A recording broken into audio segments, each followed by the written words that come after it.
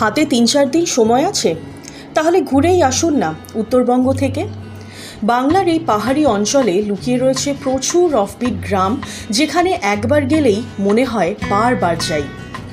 আমি 3টে জায়গার নাম বলছি, দেখুন তো আপনারা সেখানে গেছেন কি না। সবার আগেই বলবো তরিয়কের কথা। আপার শিটংয়ে তরিয়ক একটা ছোট্ট শান্তশিষ্ট গ্রাম, যেখানে রয়েছে মাত্র 10টি থেকে 12টি বাড়ি।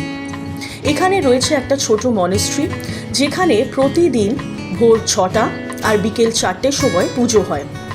আর আকাশ পরিষ্কার থাকলে তরিয়ক থেকে কাঞ্চনজঙ্ঘা খুব সুন্দর দেখতে পাওয়া যায়। এইখানে আমরা ছিলাম ঘারা হোমস্টেতে, এবং এই হোমস্টেতে মাথাপিছু থাকা খাওয়ার খরচ পড়েছিল 1300 টাকা।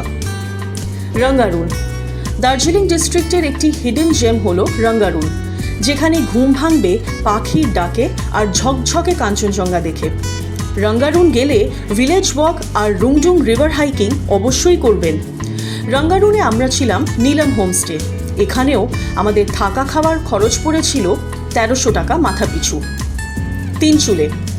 তিনচুলের নিরিবিলি পরিবেশ আপনার মনকে শান্তি তো দেবেই, আর তারই সাথে এখানকার ন্যাচারাল বিউটি আপনাকে মুগ্ধ করবে।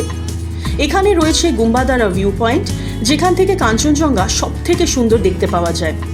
আর হাতে যদি চলে আসে 1 প্লেট গরম গরম মোমো আর চা, তাহলে তো আর কোনো কথাই নেই।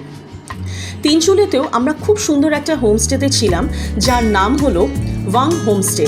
এখানেও পার হেড পার ডে বেসিসে আমাদের ফুড অ্যান্ড লজিং রেট পড়েছিল 1300 টাকা।